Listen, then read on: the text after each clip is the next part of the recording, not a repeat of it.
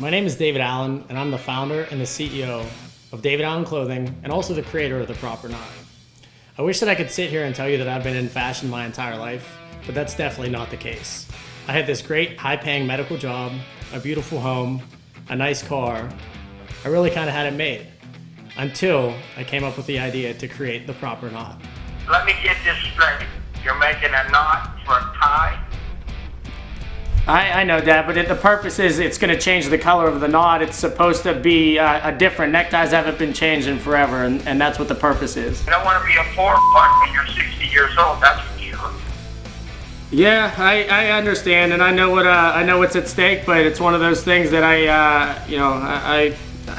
have to do it. I have to pursue it. I have to figure out if this is meant for me or not. So You're telling me this knot is over a knot that's already been tied on a knot on the shirt over a tie? yeah, but it changes the color of the knot. Well, what the hell's it called? It's called The Proper Knot.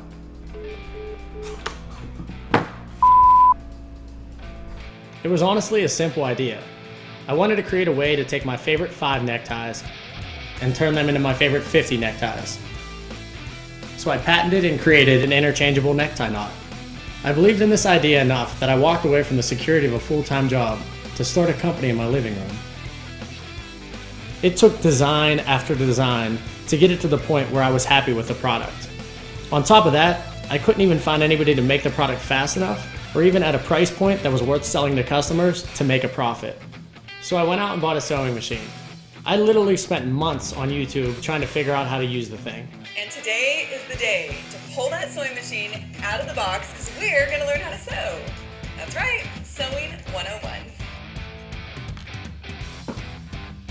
Or you might have a friend that has a sewing machine that would love to sew with you. The first knot that I made took almost an hour and a half to create.